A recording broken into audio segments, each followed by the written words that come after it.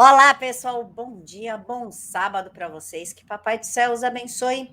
E hoje é dia daquele resumão da semana, o que aconteceu na política, na visão do direito, mas claro, renovando as nossas esperanças nesse país chamado Brasil. E ninguém melhor do que o doutor Renato Gomes para trazer as novidades com uma pitadinha de esperança. Doutor, muito obrigada por aceitar falar com a gente. Bom dia, Camila. Obrigado a você pelo convite, pela parceria, pela amizade. Vamos ver o que a gente consegue aqui trazer de interessante. Doutor, eu queria começar com a história da Gol, da empresa aérea Gol. Eles estão obrigando, literalmente, obrigando os funcionários a se vacinarem. Alguns funcionários relatam até um tipo de assédio moral, né? Uma brutalidade na hora de conversar dos superiores conversarem a respeito da picadinha, e o que fere, inclusive, o direito ao corpo, né? De decidir o que pode ou não entrar no nosso corpo. É a famosa ditadura sanitária que nós estamos vivendo. Na visão dos funcionários da Gol, como o senhor vê essa situação? Porque é um tanto quanto invasivo você ter que dispor o seu corpo para uma experiência, senão você perde emprego tendo uma família inteira para sustentar. Camila, a gente está num estado de não direito. A gente vai recorrer a quem? A Tribunal de Cúpula já deu aval. Os tribunais do trabalho já estão dando aval. Inclusive, o Tribunal do Rio Grande do Sul disse que a justa causa prevista na CLT é inconstitucional. Né? Exceto para essas coisas, obviamente. Para isso aí você permite justa causa. Né? A gente está vendo que o Ministério Público atua, a grande maioria dos membros do Ministério Público atua em prol desse passaporte da caridade. Né? Você vai recorrer a quem? Então, o Estado de Direito não existe. Não existe. Só tem uma escolha para os funcionários. Eu diria, a primeira coisa, avalia, realmente vale a pena eu trabalhar nessa empresa que não está nem aí para a minha saúde? Que está fazendo uma exigência que não tem nenhum respaldo legal, nenhum respaldo constitucional. A exigência é respaldada na vontade desses autocratas que dominam o país hoje. Vale a pena eu continuar aqui para salvar o meu emprego, a minha renda, mas vou estar num ambiente que não me respeita? Ou realmente é uma oportunidade de mudança na minha vida, encarando o novo, encarando a incerteza do novo? Porque não tem jeito, vai ter que tomar ou se recusar a tomar. E tudo indica que, se nada acontecer até lá, a demissão será a consequência natural. Agora, a demissão é o fim do mundo? Depende de como a pessoa enxerga, é crença. Se ela vê a vida como algo grandioso, como havendo um horizonte de oportunidades, ela vai superar a dificuldade e vai encarar. Se ela já se vê como derrotada, como uma pessoa passando necessidade, passando fome, não conseguindo pagar as contas, ela tende a se submeter. Jogar roleta russa com a própria saúde. É decisão, escolha pessoal, envolve crenças, envolve a visão de mundo. Então, não tem muito o que fazer nesse momento. A recorrer a quem? A ninguém.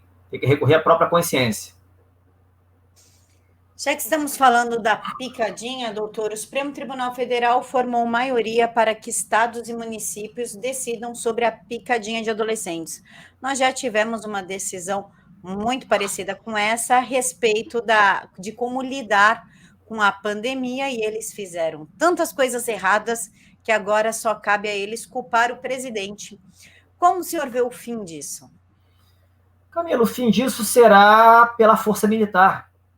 Não tem outro jeito. É impossível o país entrar no rumo certo, o rumo da prosperidade, com o que está aí. A gente vive uma desordem crônica, um desmando, um descalabro completo. As leis são manipuladas o tempo inteiro. Um juiz de primeira instância decide como quer, toca um terror no país. Um juiz do Tribunal de Cúpula faz a mesma coisa, também toca um terror no país, com o agravante da carta branca para os governadores e prefeitos exercerem um poder que não têm. Ou seja, eles exercem a força de uma forma ilegítima, mascarada, uma falsa juridicidade. Como é que vai descambar isso? Ou por uma guerra civil, fomentada pelo ódio da população que uma hora vai se unir contra tudo isso, ou por uma ação militar, porque vai chegar no time do presidente. Presumir que vai ficar como está, eu diria que é inocência, não fica. Na lei da vida, a teoria do caos, ela é compensada de alguma forma, é um 8. o caos, aí vem o equilíbrio, caos, equilíbrio, caos, equilíbrio. Estamos chegando, né, no momento de entrar o período de compensação. É a lei da vida.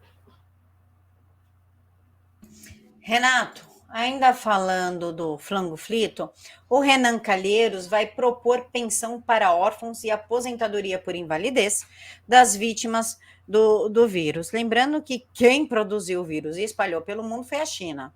Pergunto, o Brasil terá que ser responsável por isso? Teremos cofres públicos, né, dinheiro público, para cobrir isso? E terceiro, terá a mesma proposta para as vítimas da picadinha? Camila, olha, a gente vive num estado de não direito. Aqui é a lei da selva.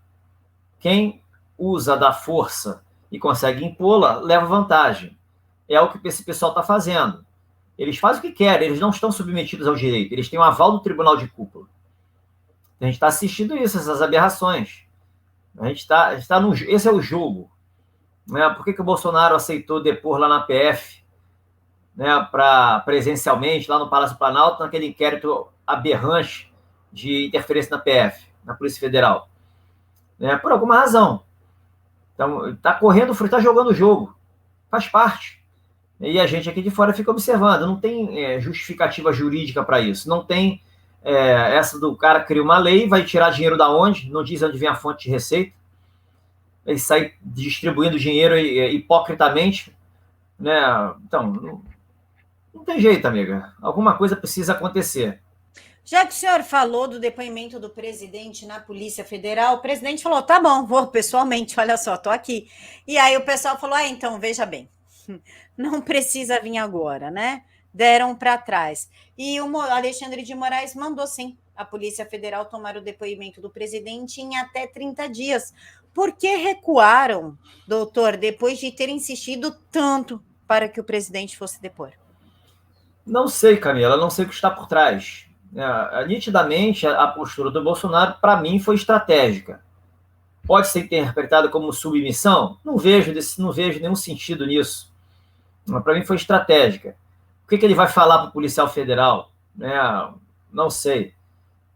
Porque não tem o que falar ali. A fita já disse tudo. O que houve? Aquela fita que foi divulgada ilicitamente, diga-se de passagem, abuso de autoridade. Então, assim, não sei o que está por trás.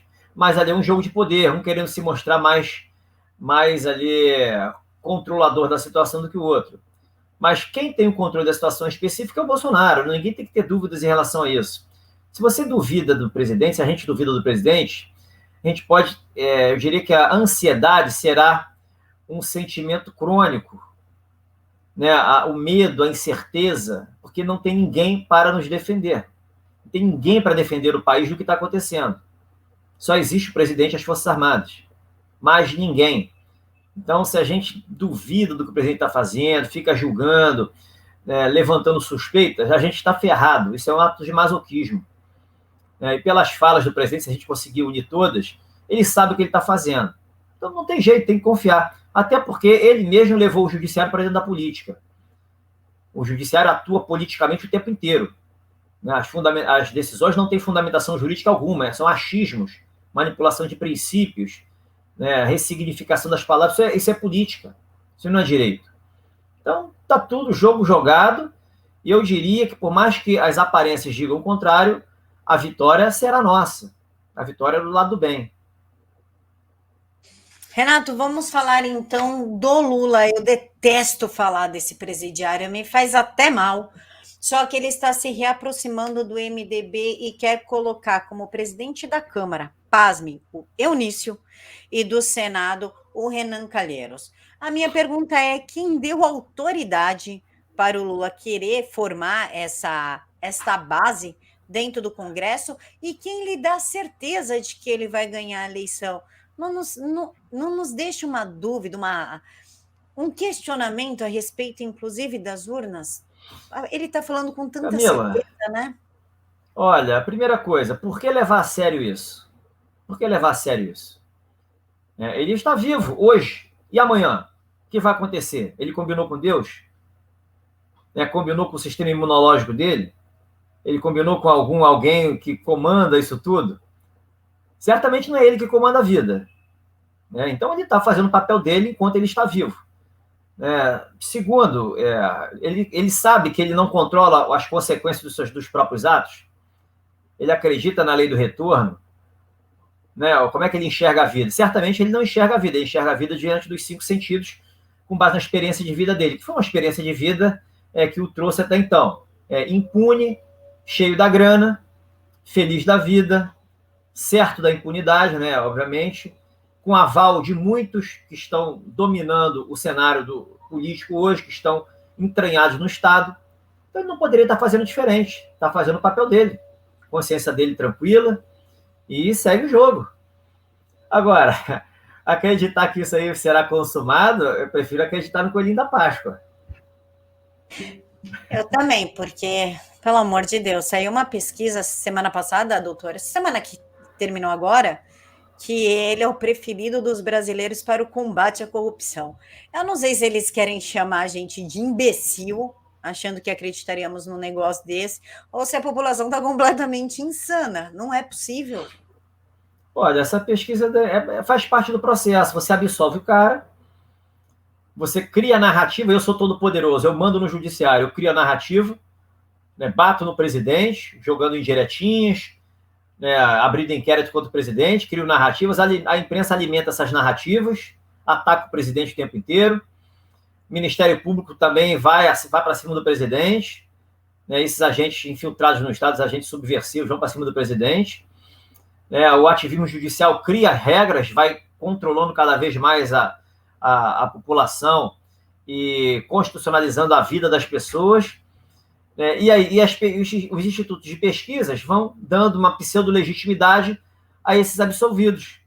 Esse é o processo. Jogo jogado. O Bolsonaro já escancarou isso antes do 7 de setembro. E, pelo que ele disse, a gente vai deixar acontecer para depois recorrer a esse tribunal aí, que está dando causa a tudo isso. É isso que vai acontecer? O jogo está no jogo. Acredita no que o Bolsonaro vai, a gente acredita no que o Bolsonaro vai fazer, ou a gente nos conforma com a derrota que vem por aí, né, com eles consumando toda essa estratégia mandrake, né, que tenta tratar a população como idiota, como alienada. Né? E aí? Qual é a opção? Eu só tenho a opção de confiar no presidente, né? O que basta para mim. Acredito que basta para as pessoas que estão mais tranquilas aí no momento. Renato, a PGR pediu a condenação do deputado federal Daniel Silveira por ataques ao STF. E vem uma frase que me causou até arrepio. Liberdade de expressão é restringível. Num país democrático, liberdade de expressão é restringível. O posicionamento é do vice-procurador-geral da República, Humberto Jacques de Medeiros. Como o senhor vê isso? Isso aí não tem nada de jurídico, Camila. Isso é uma perseguição grosseira. A Constituição é clara. Os parlamentares são invioláveis civil e penalmente por quaisquer opiniões, palavras e votos. A liberdade de expressão para o parlamentar é absoluta. Absoluta. A Constituição diz isso. Não cabe um juiz, não cabe um procurador dizer que não é isso. Inventar moda dizendo que não existem direitos absolutos. A Constituição deu a liberdade de expressão para parlamentares o direito absoluto. Aí o cara não quer que seja. Não, é absoluto, fim de papo. Respeita a Constituição. Esse é o primeiro ponto. Segundo ponto, ele pediu a condenação com um argumento aberrante. Você não encontra nenhum livro de direito penal, nenhuma doutrina de direito penal. A lei que embasa a punição do Daniel Silveira é a Lei 7170 de 83, a antiga Lei de Segurança Nacional, que foi revogada. Quando uma lei, né, que embasa o processo penal contra alguém é revogada, o cara é imediatamente absolvido, aquele processo é extinto. É regra chamada abolitio criminis. O que ele está falando é o seguinte: não, a lei era vigia na época que ele cometeu o crime, amigo. Uma lei ela só age um período posterior à revogação se tiver escrito nela nesse sentido, chamada extratividade da lei legal. Isso ocorre normalmente quando é um período excepcional. Vamos imaginar que a gente esteja aqui em período de guerra e tenha sido criada uma lei específica para esse período. E tenham, assim, muitos praticado crimes e vão ser julgados por essa lei. Acaba a guerra. A lei foi revogada. Mas eles serão punidos por essa lei, porque a lei foi criada para isso. Independente de ela ter sido revogada ou não, para ser aplicada pelos fatos cometidos naquele período. Não é o caso da Lei de Segurança Nacional. É uma lei que tipifica condutas, classifica-as como crime, né, e, sendo revogado, aqueles que respondem pelos crimes praticados, teoricamente, são absolvidos. E o cara quer inventar moda. Nitidamente, ele é um político travestido de procurador. Ele é um cara, é um ideólogo que reza de uma cartilha diferente da do Daniel. Ele não age juridicamente, ele age politicamente. Qual é a punição para ele? Hoje não tem punição. Hoje ele é impune. Ele tem a certeza da impunidade. Até quando? A gente vai assistir o desfecho dessa história. Eu não tenho a menor dúvida do que eu estou falando. Já que estamos falando em medidas políticas que ferem totalmente a Constituição, doutor, vamos falar a respeito da fonte do jornalista Alan dos Santos, que foi exposta. Os imbecis da grande mídia conseguiram a façanha de comemorar a criminalização da fonte, seja por oportunismo, seja por pura burrice, porque tudo que acontece com a gente hoje vai refletir neles amanhã. E, inclusive, o ministro Alexandre de Moraes determinou que a moça seja ouvida pela Polícia Federal, criminalizando o todo do trabalho jornalístico, porque nós dependemos de fontes, nós dependemos de informação. Como é que o senhor vê essa afronta do Alexandre de Moraes agora à liberdade de mídia? Ô, Camila, é surpresa? A Constituição está rasgada, ela não existe. Entendeu? Por que da surpresa? Certeza da impunidade, né? Se forja provas como quer, se faz o que quiser de acordo com os interesses. A gente vive no estado de não direito. Então, por que da surpresa? Né? Os que estão comemorando hoje podem chorar amanhã. Mas ela recebeu, inclusive, busca e apreensão, doutor. Olha o absurdo. Vai recorrer a quem? Só há uma pessoa a quem recorrer, ao presidente da República, chefe de Estado, direito de petição, artigo 5º, inciso 34. Qualquer pessoa do povo pode recorrer aos poderes públicos para a defesa de seus direitos contra ilegalidades ou abuso de poder. Se o abuso de poder é praticado pelo tribunal de cúpula, quem pode resolver isso?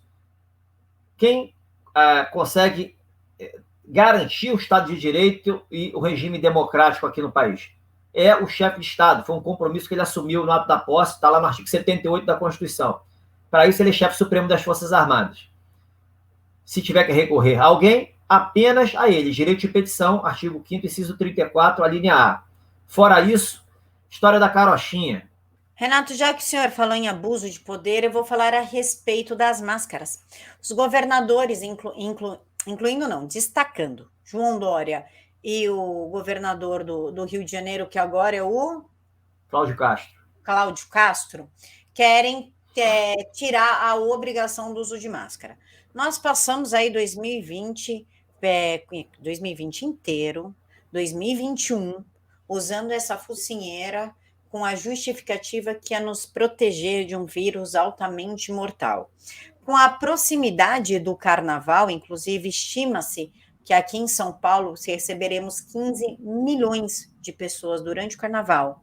E com as eleições se aproximando, eles querem tirar o uso de máscara. Se eu estou feliz com isso, claro que eu estou, porque eu odeio usar máscara. Se isso me causa uma grande estranheza e dúvida do caráter que levou a essa decisão, sim me causa. Levando em consideração que o carnaval rola muita licitação e muita facilitação dessas licitações, e para quem tem dúvidas é só colocar Ambev, João Dória, Carnaval São Paulo, que vai descobrir. Como o senhor vê essa jogadinha do poder estadual? Previsível, totalmente previsível. Essa focinheira não tem nada de científico.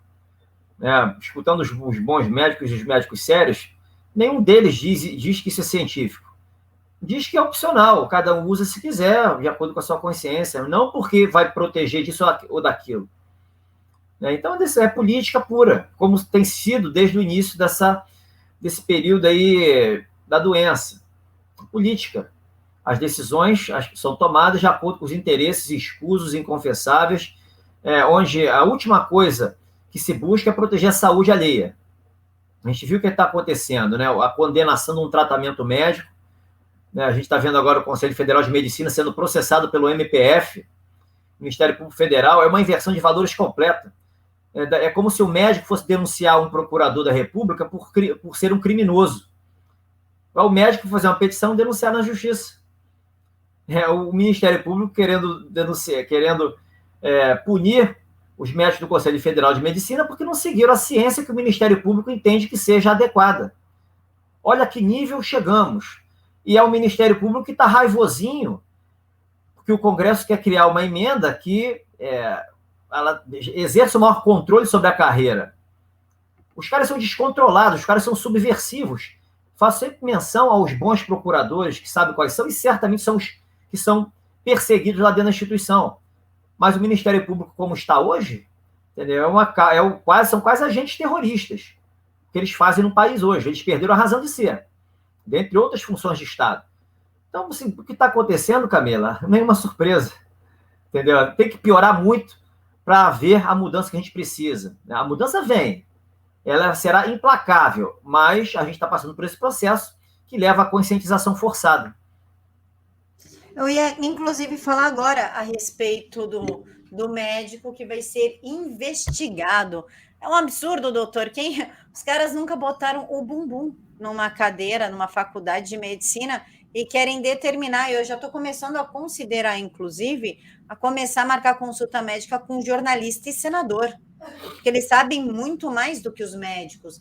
E é exatamente disso que eu gostaria que o senhor falasse. Depois de virar investigado, o presidente do Conselho Federal de Medicina critica a CPI e defende a autonomia médica. Ele está defendendo algo que já era para ser respeitado, já é constitucionalizado. Camila, assim, por que o Ministério Público faz isso? Sempre tem um médico esquerdista, esses que não atuam na linha de frente, que falam, repete aquela ladainha, não tem comprovação científica, da ciência. Aí, com base nisso, isso aí soa como música no ouvido dos agentes subversivos. Os caras usam essa opinião isolada de um cara que não atua na linha de frente, está se lixando para a saúde dos outros, trata isso como uma ciência absoluta e incontestável e sai perseguindo todo mundo. Faz parte do processo, de guerra onde a gente vive, onde esses agentes subversivos são impunes e jogam contra o governo, contra a presidência da República, contra a saúde individual. Eles se amparam numa tal de saúde coletiva, que não existe, é retórica pura. Saúde coletiva são várias cabecinhas que juntas se transformam em algo coletivo. Mas a saúde é individual. Saúde individual, esse pessoal está pouco se lixando. Eles não se apegam, por exemplo, no que fez esse médico aí de São Paulo, esse famoso aí de São Paulo, que se tratou com os medicamentos, depois escondeu a receita, e foi divulgado e processou depois o farmacêutico. E ganhou na justiça. Então, assim, o país está de cabeça para baixo. Está de cabeça para baixo. Até quando, eu diria, é a incógnita que todo mundo gostaria de ver resolvida. Renato, para a gente finalizar, Alcolumbre, que é o presidente da CCJ do Senado, afirma que Sabatina de Mendonça será marcada depois de amadurecimento político. O Alcolumbre, ele tá de palhaçada. Primeiro era depois da decisão do STF. O STF falou, tá, ok, paute então. Ele falou, não, vamos esperar o amadurecimento político. Até onde ele vai levar isso? Por que ele está enrolando? Que existe um interesse escuso? Existe, ainda mais vindo do Alcolumbre. Qual que é o interesse de manter somente 10 ministros no STF e enrolar essa indicação do Mendonça? Olha, eu não posso falar pelo senador. Só ele sabe as intenções dele. O que o presidente já disse é que ele não vai indicar outro nome. Fim de papo. Pelo menos eu presumo que o Bolsonaro vai manter a indicação dele. Agora, isso é caso do Senado. O Senado tem que resolver. É assunto interna corporis. Se não há uma regra dentro do regimento interno que obrigue o presidente da CCJ pautar a sabatina dentro de um período de tempo, eu diria que ele arrumou um argumento político para fazer o que ele está fazendo. Isso é ilícito? Não, não é ilícito. É imoral? Pode ser imoral. Pode ser antirrepublicano, pode ser, mas fazer o quê? Apudir o senador? Abrir processo no Conselho de Ética? Vai fazer o quê? Não tem. Isso aí cabe ao próprio Senado resolver. Não é caso de judiciário se intrometer, não é caso para executivo se intrometer. Agora, o André Mendonça está colhendo, né, a plantação dele. Não, nunca é demais lembrar que ele foi a favor desse inquérito do fim do mundo aberto lá em 2019. Deu aquele parecer capenga, sem vergonha, dizendo que era constitucional. Então, ele está pagando o precinho pelo que ele produziu lá atrás também, né? A responsabilidade é exclusivamente dele por estar passando isso. A colheita é sempre individual. Doutor, o que podemos esperar agora para a próxima semana? Então, porque, querendo ou não, tirando a história do absorvente, né? Ou da doação do absorvente para as meninas e adolescentes, que o pessoal tirou completamente do contexto, porque o presidente vetou não porque ele não quer ajudar, e sim porque não foi determinado de qual fonte sairia o valor para subsidiar tudo isso, nós estamos percebendo aí uma calmaria. O que a gente pode esperar para a próxima semana? Camila, a gente está vivendo em marasmo praticamente desde 7 de setembro. Tá? São essas decisõezinhas que vão fustigando aqui e acolá, mas tá um marasmo. Eu diria que a qualquer momento pode acontecer alguma coisa. Está tudo muito estranho. Muito estranho. A postura do Bolsonaro está muito estranha. Está muito silencioso, está tranquilo, mas está silencioso. As Forças Armadas estão silenciosas também. Né? Então, o próprio Supremo está mais calmo, está agindo mais pontual, está ali, eu diria, agindo também além das suas competências, sim, mas está mais tranquilo. Né? O povo está mais calmo também. Está sofrendo a questão do passaporte, né, dessa exigência, mas está o marasmo. E a regra da vida é, antes de algo acontecer, tem esse momento de silêncio. Então, o que eu espero, alguma coisa vai acontecer para o país entrar nos eixos. Como está, jamais seremos a pátria do evangelho. Continuaremos a ser a pátria do inferno, né, como é hoje, a pátria do inferno, a pátria da hipocrisia e do crime. Isso não se sustenta por muito tempo. Eu bato nessa tecla, porque se eu tiver errado, Camila, Bolsonaro cai ano que vem. E ele já disse que não cai. Ele já disse que preso ele não vai. Só sai morto ou com a vitória. Morto ele não vai morrer agora, que o Papai do Céu não quer que ele tenha uma missão a cumprir. Só resta a vitória.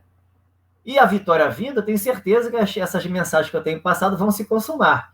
Entendeu? Porque o cenário não me deixa pensar diferente. Então, eu estou sempre confiante, confio no presidente, confio nas Forças Armadas, e para mim é nítido esse estado de guerra que a gente está vivendo, uma guerra invisível de quinta geração, né, onde a mentira, a desinformação, o controle de mentes e das emoções das pessoas estão aí a todo vapor.